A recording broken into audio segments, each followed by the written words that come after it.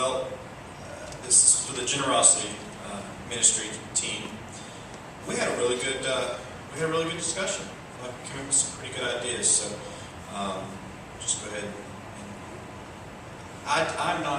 We didn't put them up on the board. We've got a website. We won't put them up on our website.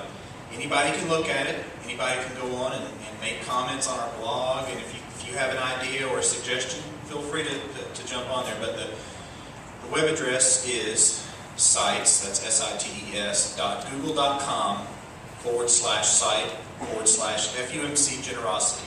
I know that's a lot. I'll say it again at the end. But if just email me if you want a link to the site. I'll send you a link to the site. You just click on it. Okay, the two big projects we talked about. The first one, the working title is "Help the Church Become Financially Secure." That's a pretty big task, but we feel like we've got some pretty good ideas there. One of them, and you can't. This is kind of the elephant in the room when you're talking about that, and that's the note on the building. So that was how we started off the discussion. We spent a good bit of our time talking about the $1 million note that's going to come due in March of 2012, and it'd be great if we could pay that off. That would be a wonderful thing to celebrate in 12 months from now. So. Some of the ideas we talked about are some of the tactics that we discussed. First, we talked about having rather than doing a big splash, a big fund campaign, because we've been through that in the last few years, but doing sort of behind the scenes, quiet.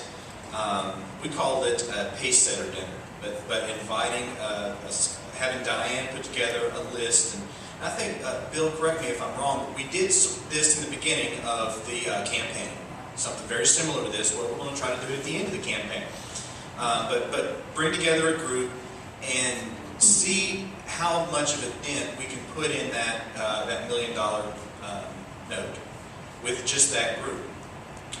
And then following that up, then take the remaining amount that's owed to the rest of the congregation and not necessarily do a fund campaign, but just basically say, okay, we have until March 12th to figure out what we're going to do with this debt. Can we, as a congregation, come together and pay the rest of this off? Now we don't. There's two parts to that process. We first have to see how much of a dent we can put in it through the pace setter plan, but then follow it up with that. But we also talked about the importance of getting. And it's been so great to hear. Just about all the groups have been talking about getting the youth involved, getting the younger generation involved. That wasn't planned, right, Jamie? That wasn't all of us have been talking about getting the young people more involved. So that made me smile when I heard every single, because we've got several places in our plans where we did that. But talking about not underestimating the ability of our young people to go out and raise some funds to help pay off this building. So that would be after the pace setter program. We also talked about continuing with our planned giving. We talked about that last year, about estates and about setting up endowments and things like that. We want to continue that and adapt it, expand it. We want to continue to use our internal resources and also use external resources like the United Methodist Foundation.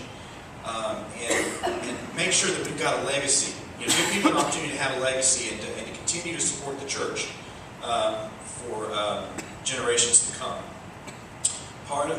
Another project that goes along with that is setting up a First United Methodist Church endowment. Right now, we don't have a way. If someone were to leave a gift to the church, we don't have a place to put that gift.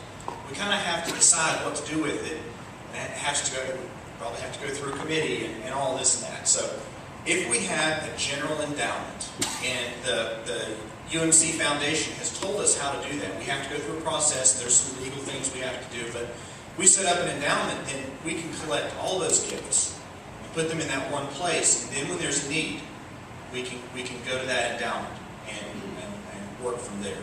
So that'll just really grease the wheels. When we have something we want to do, it will make it easier for us to be able to do it. So that'll be one of our projects. We also talked about partnering with the United Methodist Church Foundation. They can get us a if we need to refinance our note come 2012, they can offer us a pretty good rate. Also, we've been talking with the foundation about our investments. We can get, right now investments aren't paying a whole lot if you just park it in a regular bank IRA or CD. But it appears that the United Methodist Foundation, through its resources, can offer twice as much interest as your typical bank deposit. So that's a good partnership for us to be involved in, because we'll get a better return on our investments, and also a better rate on our loan. We can get, it was at least 0.5%, maybe almost a whole percent better interest rate on our mortgage if we have to take out another mortgage. So really good partnership opportunity there. And those wheels are already turning. Laura Lee Bailey from the foundation came and spoke at Faith Lift. We had a group from the administrative council sit down with her and go over a lot of these things. So that's already ongoing, but we want to make sure that we're taking advantage of that. And then one more under Help the Church Become Financially Secure is long-range planning beyond March of 2012. Right now, the next date we're facing financially is March 2012 when our note comes due. But we want to think beyond that. And once we get this building paid off, that's going to free us up to do a lot of things. So what are we going to do when that happens? So that's going to be an ongoing long-range project, but it's something we need to be thinking about because it's just 12 months away. Okay, project number 2. This one we called Stewardship Reach.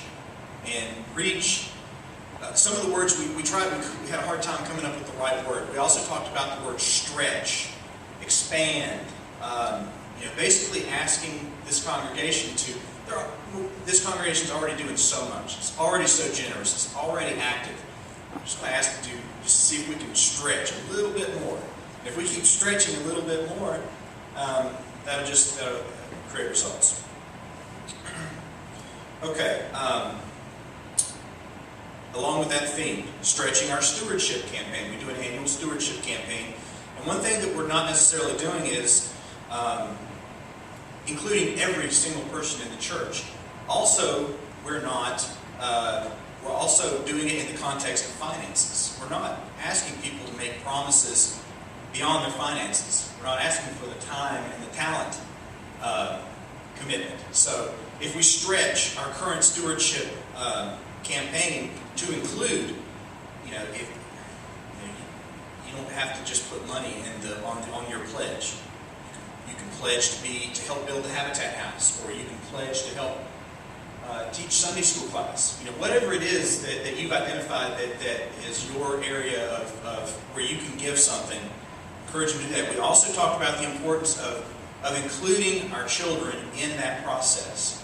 They have time and talents, and some of them have money. But if we're not asking them and teaching them, we've started with the offering the houses, but what about the teenagers and the young adults? We've got to find a way to stretch their commitments as well, and include them, make them feel a part of that stewardship. Another tactic that we talked about was having a quarterly emphasis, stewardship emphasis, and this we would focus on 4 areas. This would be done through a sermon series, not necessarily a 4 or 5 week, month-long series. Maybe it's just a 2 or 3 week series, but nonetheless, we'll have a deliberate focus on one of these 4 areas each quarter: prayers, presence, gifts, and service. So each quarter, we're going to get one of those with a sermon series and a focus on that, which goes right along. It's just synonyms for time, talents, and treasure. But we also talked about witness. I don't know how we get that into the quarterly. Maybe that's part of all 4. I don't know. We didn't talk about that in depth, but we also talked about the need to include witness as a stewardship, as a stewardship activity. We talked about continuing the spiritual gifts inventory or spiritual gifts questionnaire. We talked about making it simpler. I think it was at least 100 questions. It was about a 30-minute investment of your time. And one of the things we talked about is it's not going to appeal to everyone. Some people are just not, it wasn't a survey that was all things to all people. And maybe that's why we didn't get a great response on it. We talked about making it simpler, far fewer questions, and maybe adapting it to the different age groups. Trying to figure out a way, okay, this same questionnaire is not going to be received the same way by the youth as it is by maybe one of the young at heart folks. So figuring out how we adapt and give them different opportunities to answer the same questions, we're just giving it to them in a different way. So that might involve some electronic media, it might involve phrasing the questions differently, it might involve different people delivering it to them. So we also talked about revamping last year we called it on-ramps. It just occurred to me that, well, it was while Mary was talking, she talked about the open doors. I thought, well, we call it on-ramps, why not just go ahead and call it doors to service? Now how I'm going to remember that, I'm not sure, but if you hear me saying on-ramp, say no, it's doors to service. But anyway, revamping that list, you kind of said the same thing, but continuing to add to it, take away if something's no longer there, change the names of the people who are involved so that it's the most effective that it can be. Putting it online, figuring out how best to do that. Okay, the last one under our stewardship reach strategy, and this one involves all four ministry areas, and it intertwines with a lot of the things I've heard talked about here today, and that is getting our youth and but we started out talking about youth, but we talked about how every part of the church needs to be included and not taken for granted. One of the questions that was asked was, well, we don't have a youth representative on our ministry team. And really the only youth representative, I mean, no offense, Aaron, you do represent the youth, but you're not a youth. Is Danielle over here? And she can't be on all four teams. So we kind of said, well, that's the problem. We're talking about the things we need to do for these youth, but they're not here to speak for themselves. So make a conscious effort to include the youth. We talked about the young at heart. Were there any members of the Young at Heart group here today? Raise your hand if you are. I'm sorry I overlooked you. Okay. But are they fairly represented so that when we're talking about them, someone can speak up and say, well, I'm on that group, and So also young adults. But identify what areas of our congregation aren't being reached or included in the decision making. We talked about at one time the Administrative Council had seats for junior high and senior high members of the church. Somewhere along the line that stopped happening. So we need to take a look at making sure they have a voice in that area, in the leadership of the church. Not only because we're making decisions that affect them, but also they need to learn. They're the future of this church, and we need to start training them to be in those leadership positions. So I think Darlene said, or somebody in the group said, our ministry needs to match our body. And if we're not representing all parts of the body, then we're not. It's not a good representation. So get the youth involved in the leadership and the ministry areas, or other groups that aren't currently involved. So we felt like that, and that goes right along with what Mary said in the very first presentation. So we kind of have at least two groups, maybe all four groups working in that area, because I heard that as kind of a recurring theme during our discussions. So that's all I have from that group, unless, did I leave anything out? Anybody on the group?